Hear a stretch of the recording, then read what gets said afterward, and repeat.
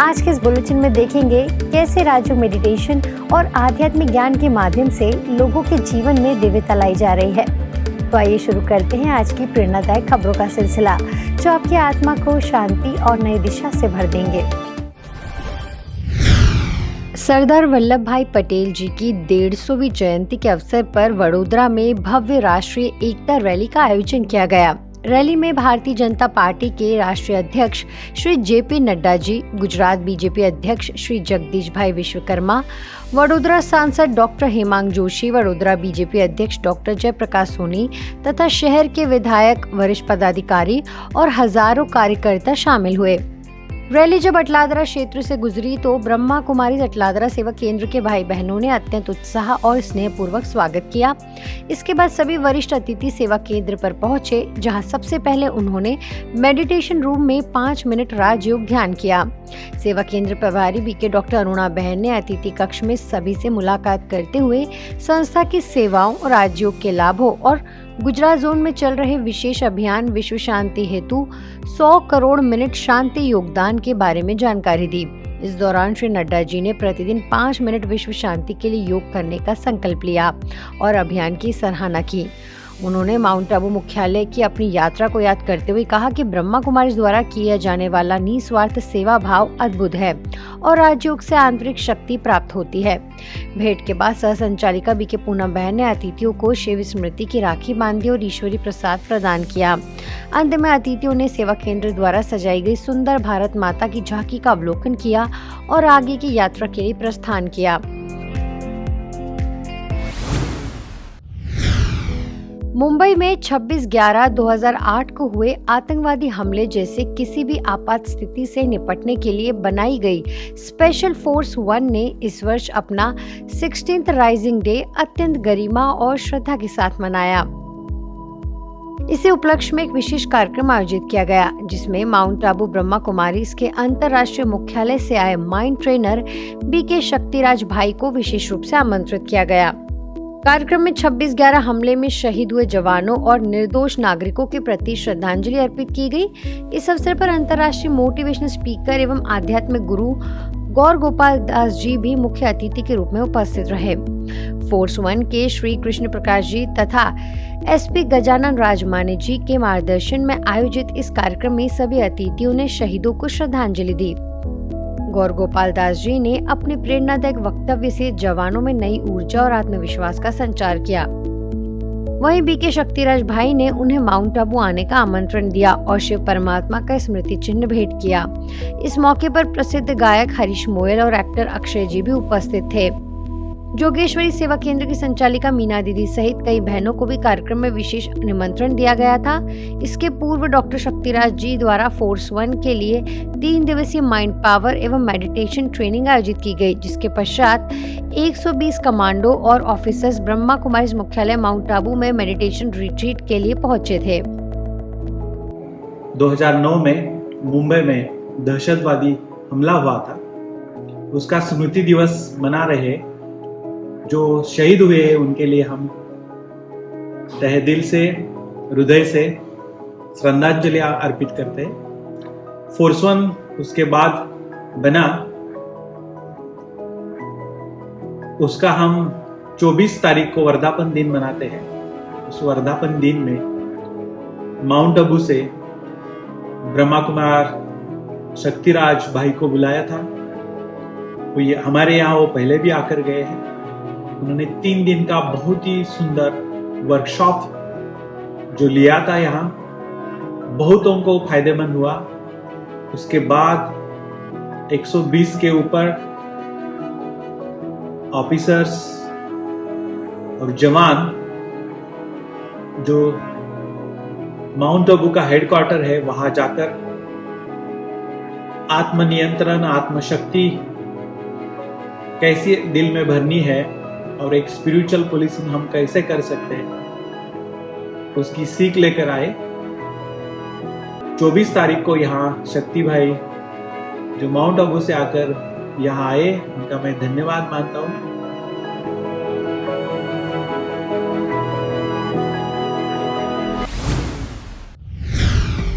मुंबई के बोरीवली स्थित प्रभु उपवन में अत्यंत सौम्यता और रचनात्मक ऊर्जा के साथ डिजाइन एंड इनोवेशन समिट 2025 संपन्न हुआ। यह समिट डिजाइन, इनोवेशन और आध्यात्म का एक अनोखा संगम था, जिसका उद्देश्य डिजाइनर्स और इनोवेटर्स को उनकी रचनात्मक क्षमता बढ़ाने के साथ मानसिक शांति और संतुलन प्रदान करना था। कार्यक्रम की शुरुआत डिजाइन एंड इनोवेशन विंग की फाउंडर BK सविता बहन द्वारा परिचय प्रस्तुति से हुई, जिसके बाद सम्मानित अतिथियों द्वारा कैंडल लाइटिंग हुआ।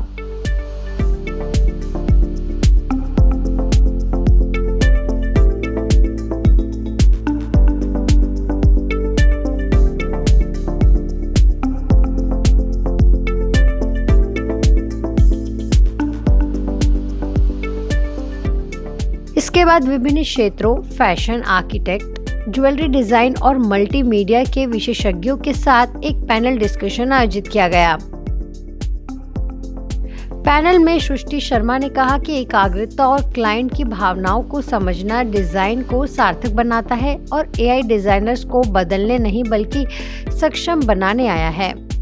आर्किटेक्ट विवेक भोले ने बताया कि नेतृत्व का मूल सार सेवा और स्पष्ट संचार है, जिससे उच्च ग्राहक संतुष्टि प्राप्त होती है। आज हम बात कर रहे हैं AI पे और डिजाइनिंग पे। So according to me, the God is a designer and we are the AI today. Because आज हम AI कैसे हैं? हम देख सकते हैं, हम बोल सकते हैं, हम सुन सकते हैं, हम सेंस कर सकते हैं। सब कुछ हमें किसने दिया है? गॉड ने। God is a designer. So a designer is a God. And today we are using AI. AI को फीड कौन कर रहा है? हम। तो जब हम उसे फीड कर रहे हैं मतलब हमारा नॉलेज क्या होना चाहिए? एग्जाम्पल दूंगी, आज हम कहीं जाके ब्लॉक हो जाते हैं, यानी हम AI है, तो कहीं ना कहीं जाके AI तो ब्लॉक होगा, राइट? तो हमें कौन बड़ा करता है? हमारे संस्कार जो हम बचपन से सीखते हैं, हमारी पॉजिटिविटी, हमारा मोटिवेशन। डिजाइनर्स गॉड है, एब्सोल्युटली। मैं समझता हूँ आर्किटेक्ट्स भी वैसे ही, हम लोग डेमीगॉड्स हैं। हम लोगों के पास एक ऑथोरिटी दी है, हमारे पास एक पावर दिया है कि हम लोग एक चीज को डिजाइन करते हैं, फिर हजारों लोग वो चीज को साइट के ऊपर एग्जीक्यूट करने के लिए पीछे पड़ते हैं।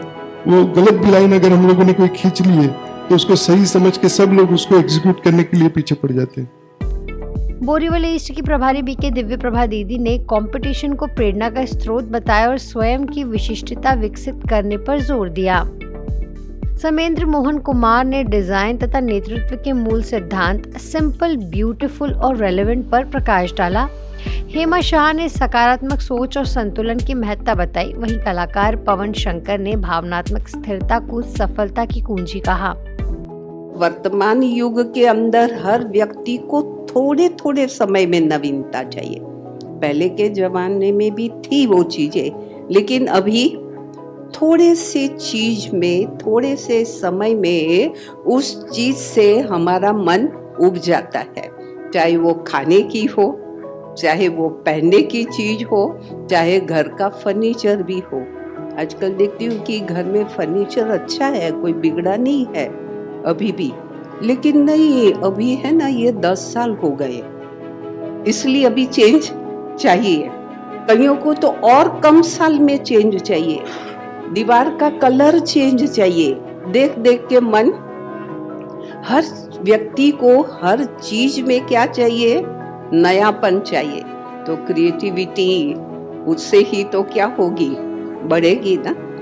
जब मुझे पता है कि मुझे मेरे काम से कहीं जाना है और आज मेरा बच्चा या मेरी चाइल्ड मेरे घर पे है एंड वो उसका टाइम है जो मैं कहीं और दे रही हूँ, तो what I do when I know about this ना, तो मैं वो जो आज का टाइम उसे देना है ना, मेरे जाने से पहले वो टाइम में उसके साथ स्पेंड कर लेती हूँ। I make that person satisfied. अब that my daughter is satisfied, she is happy, जो मैंने कल रात को कर चुकी हूँ, तो आज जब मैं जा रही हूँ, she will not say anything, she is happy.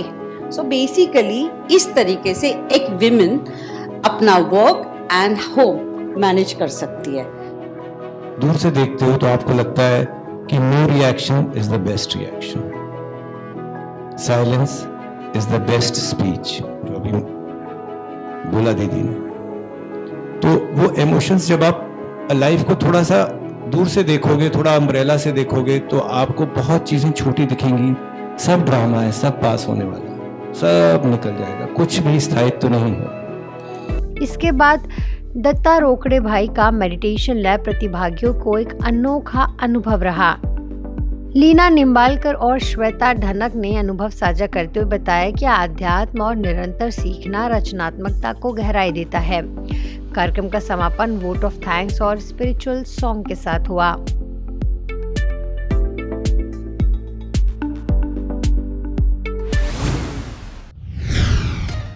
Chennai के अन्ना नगर स्थित ब्रह्मा कुमारी सेवा केंद्र में 1 दिवसीय सिगाराम थोडू नर्सिंग सेल्फ एम्पावरमेंट प्रोग्राम का आयोजन हुआ, जिसमें आसपास के क्षेत्रों से 350 नर्सिंग विद्यार्थी शामिल हुए। आर्थिक रूप से चुनौतीपूर्ण पृष्ठभूमि से आने वाले इन छात्रों के लिए यह वर्कशॉप मूल्य आधारित शिक्षा, कौशल विकास और करियर मार्गदर्शन का अद्भुत संगम रहा। कार्यक्रम की शुरुआत तमिलनाडु सब जोन की सर्विस कोऑर्डिनेटर बीके बीना दीदी, मिस्टर MS मनोहरन और डॉक्टर TL नंदगोपाल की उपस्थिति में हुआ।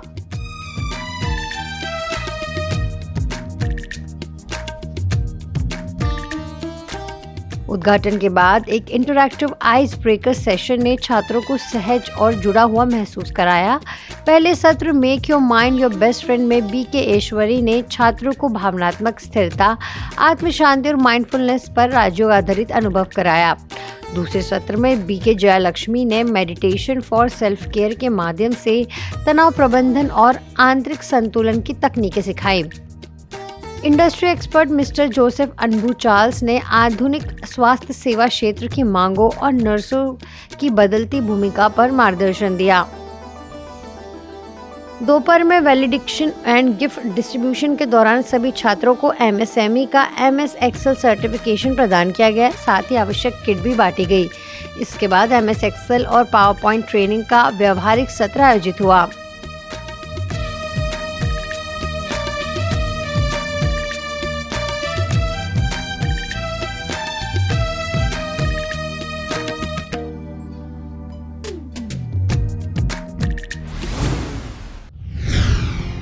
महाराष्ट्र के लातूर में किसानों के इकोनॉमिक और मेंटल एम्पावरमेंट के लिए शाश्वत यौगिक फार्मिंग विषय पर एक कार्यक्रम आयोजित किया गया। भारी बारिश के कारण फसलें नष्ट होने से निराश किसानों को नई उम्मीद देने वाले इस आयोजन में लगभग 150 किसान शामिल हुए। कार्यक्रम का उद्देश्य था स्पिरिचुअलिटी और साइंस के संयोजन से किसानों को यौगिक फार्मिंग की दिशा में आगे बढ़ाना। इस समारोह में ग्राम विकास प्रभाग के उपाध्यक्ष राजयोगी BK राजू भाई जी, विलास सहकारी साखर कारखाने की चेयरपर्सन वैशाली देशमुख, कृषि भूषण BK भगवान इंगोले, एग्रीकल्चर ऑफिसर SV लाडके, आत्मा प्रोजेक्ट की डेप्यूटी डायरेक्टर मनीषा बंगार तथा वरिष्ठ राजयोग शिक्षिका सुनीता दीदी, पुण्या दीदी और प्रणीता दीदी विशेष रूप से उपस्थित रहीं।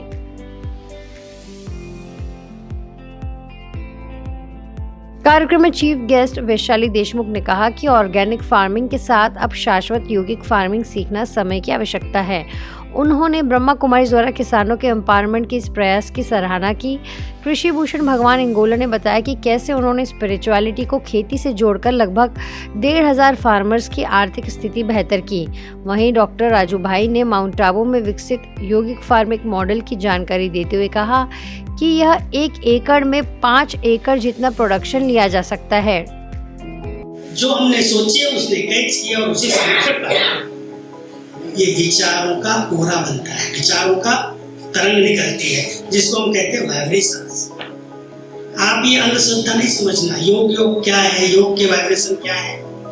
अगर आप सचमुच इस पर श्रद्धा रखते हैं, अपने विचार, भगवान तो शक्ति है, वो तो परम शक्ति है, फिर उस तक पहुंचने के पहले भी आप एक चिंतन करके देखो, कुछ बीज रखो एक तगारी में, एक छोटे से स्थान पर, और एक बीज ऐसे ही रख छोड़ दो। दोनों बीज आप अलग अलग खेत में बो करके देखना। जिस बीज को आपने प्यार दिया, स्नेह से देखा और बहुत सहज रीति से स्नेह से उसको बो दिया, उस बीज का ग्रोथ कैसा। कार्यक्रम के अंत में प्रणीता दीदी ने किसानों से विषामुक्त फार्मिंग यानी केमिकल फ्री खेती की प्रतिज्ञा ली और फसलों को पॉजिटिव फीलिंग्स देने का अभ्यास कराया। कार्यक्रम के पश्चात किसानों के चेहरों पर नई आशा और खुशी साफ झलक रही थी। मी भारतीय या नात्याने माझ्या गावाला स्वच्छ बनवण्यासाठी तत्पर आहे व वृक्षांचे संगोपन करेल। आवाज थोडा वाढवायचा आपण। मी शाश्वत योगिक शेतीचा प्रयोग करून जमिनीला विषमुक्त बनवून पर्यावरणाचा समतोल राखण्यासाठी मदत करेन। आज पीस न्यूज में फिलहाल इतना ही। आगे हम आपको ऐसे ही सुकून और सेवा से जुड़ी खबरें दिखाते रहेंगे। अगले बुलेटिन में फिर मिलेंगे, तब तक शांति और सकारात्मकता बनाए रखें। नमस्कार, ओम शांति।